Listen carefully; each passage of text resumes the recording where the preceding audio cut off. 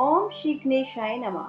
बंधुओं, आज मैं आपको श्रावण मास महात्म की कथा का 12वां और 13वां अध्याय श्रवण करवाने जा रही हूँ, क्योंकि बंधुओं, आपको पता ही होगा कि द्वादशी के दिन श्रावण मास महात्म को नहीं सुना जाता। इसीलिए आज मैं 12वां और 13वां अध्याय श्रवण करवा रही हूँ। बोलो शिव शंकर भोलेनाथ की जय। हर हर महादेव, हर हर महादेव, हर हर महादेव। श्री शंकर भगवान ने श्रीनाथ कुमार जी से कहा, हे तात, अब मैं तुमसे श्रावण मास के शुक्ल पक्ष की तृतीया तिथि को किए जाने वाला शुभ स्वर्ण गौरी व्रत कहूंगा। उस दिन साधक को प्रातःकाल उठकर स्नान आदि करके संकल्प करना चाहिए। 16 उपचार से भगवान शिव और पार्वती जी का अर्चन करके यह प्रार्थना करनी चाहिए, हे देवादिदेव, हे जगतपते, हे सुरोत्तम, मेरी पूजा स्वीकार करें। महादेवी भवानी के व्रत की पूर्ति 16 बायन दंपतियों को देनी चाहिए और कहना चाहिए कि मैं भवानी के प्रीत्यर्थ और व्रत पूर्ति के निमित्त उत्तम ब्राह्मणों को वायन देता हूँ। चावलों के आटे से बनाए गए 16 पकवान बांस की 16 टोकरियों में रखकर वस्त्रों से युक्त करके सपत्नी 16 ब्राह्मणों को बुलाकर इस प्रकार निवेदन करना चाहिए, मैं व्रत की संपूर्णता और फल प्राप्त करने के लिए वायन देता हूँ। अलंकार आदि से संपन्न पतिव्रत धर्मयुक्त शोभन सुवासिनी से स्वीकार करें। इस तरह 16 वर्ष, 8 वर्ष, 4 या 1 वर्ष व्रत करके उद्यापन करना चाहिए। अर्चन की समाप्ति पर कथा सुनकर व्यास का अर्चन करना चाहिए।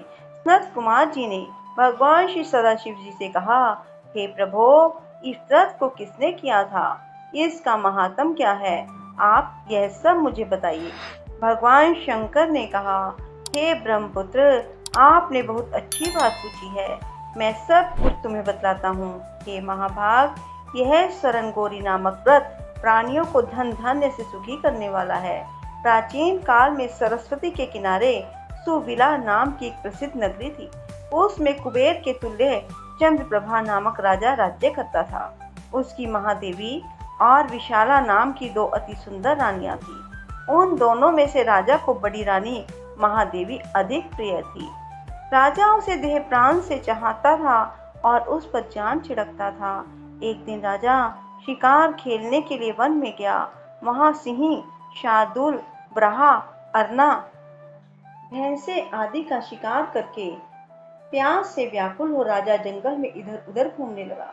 घूमते हुए वहां पर एक तालाब देखा, जो कि भ्रमर, चक्रवाक, कारंडव, पपीहा आदि जीवों और रंग बिरंगे विकसित कुमुद, उत्पल और कमल, मलिका, चमेली आदि से युक्त था। उसने तालाब के किनारे जाकर उनका उत्तम जल पिया। उसने देखा तालाब के किनारे अप्सराएं गौरी का अर्चन कर रही हैं। उनसे राजा ने पूछा, आप यह सब क्या कर रही हैं? उन्होंने उत्तर दिया, महाराज, हम स्वर्ण गौरी का व्रत कर रही हैं। यह मनुष्यों को हर प्रकार की संपत्ति प्रदान करता है। आप भी इस व्रत को कीजिए। राजा ने कहा, देवियों, आप इस व्रत की विधि मुझे बतलाई, साथ ही यह भी कहिए, इस व्रत के करने से क्या फल प्राप्त होता है? अप्सराओं ने कहा, महाराज, श्रावण शुक्ल तीज के दिन स्वर्ण गौरी का यह व्रत किया जाता है। इसमें प्रसन्नता पूर्वक भगवान सदाशिव और भगवती पार्वती का पूजन किया जाता है। 16 तार का डोरा पुरुष अपने दाएं हाथ में और स्त्रियां अपने बाएं हाथ में या गले में बांधे। बस यही इस व्रत को करने की विधि है। यह सुनकर राजा चंद्रप्रभा ने भी उस व्रत को किया और 16 तार का डोरा अपने दाएं हाथ में बांधा। उसने प्रार्थना की, हे देव, मैं इस डोरे को व्रत के लिए बांधता हूँ, आप मुझ पर कृपा करो। इस प्रकार व्रत करके राजा अपनी राजधानी को लौट आया। राजा के दाईं बाह में डोरा बंधा हुआ देखकर बड़ी रानी के क्रोध का ठिकाना न रहा। उसने जबरदस्ती वह डोरा तोड़कर बाहर पेड़ पर फेंक दिया। राजा ने उसे बहुत मना किया, मगर वह नहीं मानी। उस डोरे के स्पर्श से वह सूखा पेड़ हरा भरा होकर हरे रंग के ताजे पत्तों से संपन्न हो गया। छोटी रानी ने यह सारा हाल देखकर उसने वह टूटा डोरा पेड़ से उतारकर अपनी बाईं भुजा में बांध लिया। बस उस डोरे के प्रभाव से छोटी रानी राजा को सर्वाधिक प्रिय हो गई। इधर बड़ी रानी व्रत का अपमान करने से राजा द्वारा परित्यक्त तथा दुखी होकर वन में चली गई। वन में जाकर उसने महादेवी का ध्यान किया। मुनियों के यहाँ ठहरी। मुनियों ने उसे देखकर कहा, अरे पिशाचिनी, चली जा। वह दुखी होकर घोर जंगल में एक स्थान पर बैठ गई। उसको दुखी देखकर देवी ने दया करके उसे दर्शन दिए। रानी ने देवी को दंडवत प्रणाम किया और इस प्रकार उनकी स्तुति की, हे देवी, आपकी जय हो, आपको नमस्कार है। हे भक्त वरप्रद, आपकी जय हो। हे शंकर वाम अंगे, आपकी जय हो। हे मंगल रूपे, आपकी जय हो। इस प्रकार बड़ी रानी ने देवी से वर प्राप्त करके गौरी अर्चन और व्रत किया। व्रत के प्रभाव से राजा जंगल में गया और बड़ी रानी को वापस ले आया। दोनों रानियों की सभी इच्छाएं पूर्ण हो गई। दोनों रानियों सहित राजा संपूर्ण राज्य का उपभोग कर समृद्धिशाली हो गया। अंत में दोनों पत्नियों सहित राजा शिवलोक को चला गया।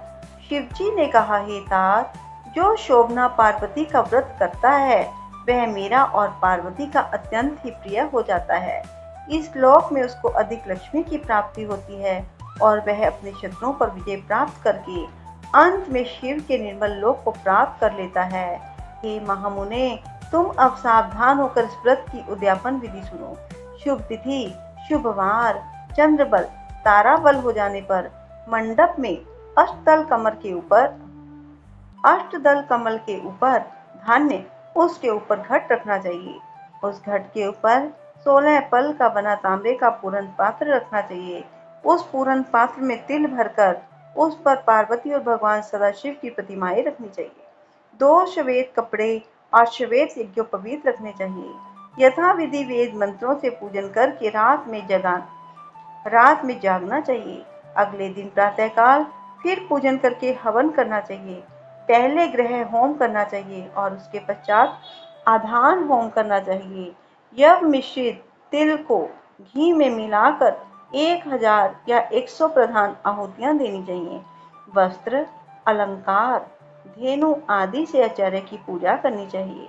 16 बाइनों को दान करके ब्राह्मणों को भोजन करवाना चाहिए। सपत्नी 16 ब्राह्मणों को भोजन करवाकर सामर्थ्य के अनुसार दक्षिणा देनी चाहिए। इतना सब कुछ हो जाने के बाद हर्ष उल्लास से सगे संबंधियों सहित भोजन करना चाहिए। बोलो शिव शंकर भोलेनाथ की जय। हर हर महादेव, हर हर महादेव, हर हर महादेव। बंधुओं, अब मैं आपको श्रावण मास महात्म की कथा का 13वां अध्याय श्रवण करवाने जा रही हूँ।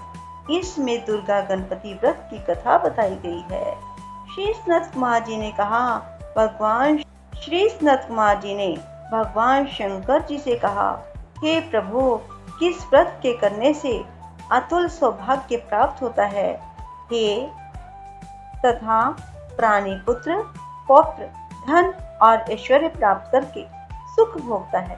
हे भगवान, मुझे उन व्रतों में से उत्तम व्रत को बतलाइए।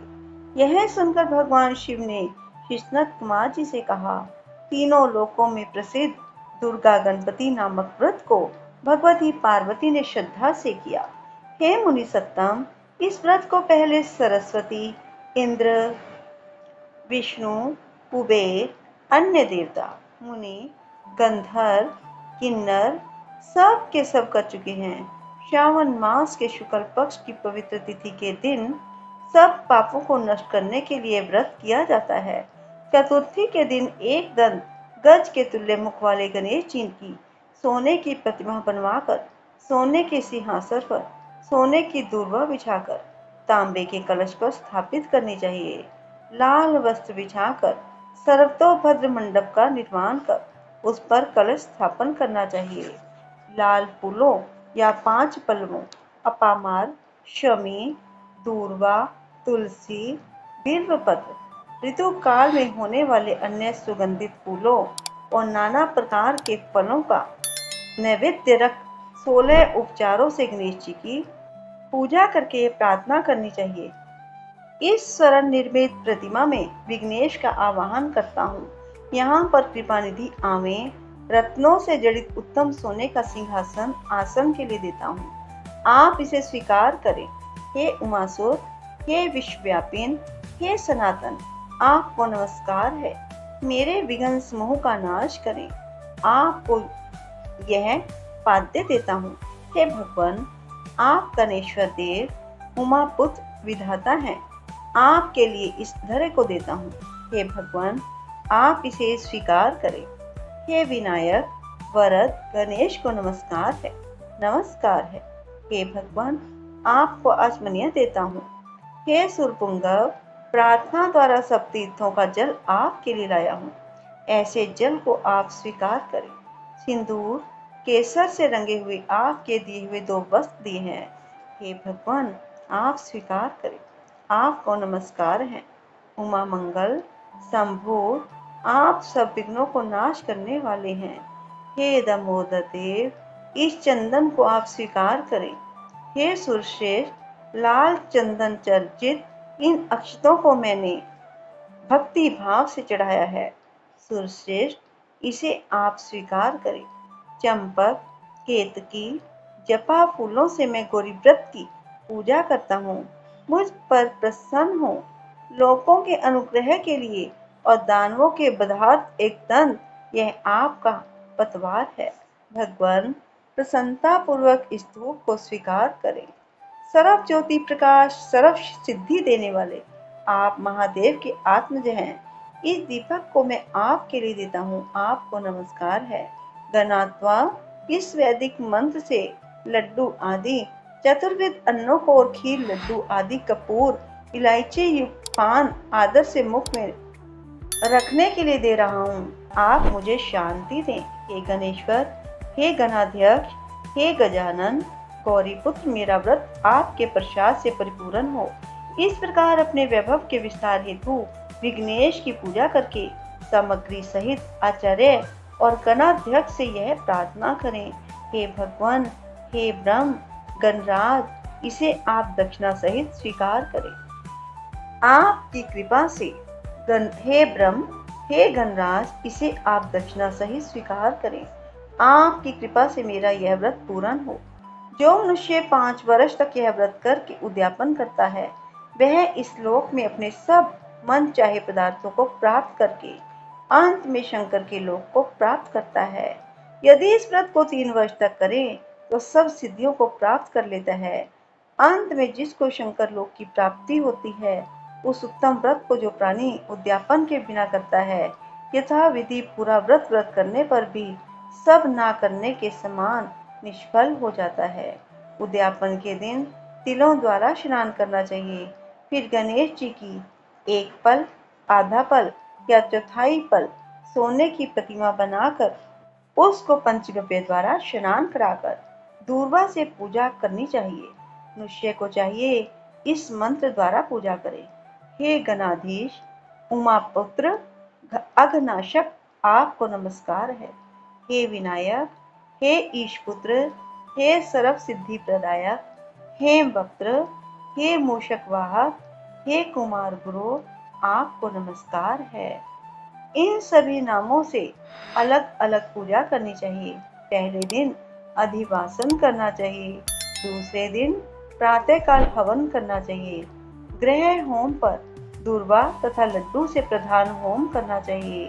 दूब और लड्डू के प्रधान होम के पश्चात उन आहुति करके आचार्य आदि ब्राह्मणों का अर्चन करें। अपनी शक्ति के अनुसार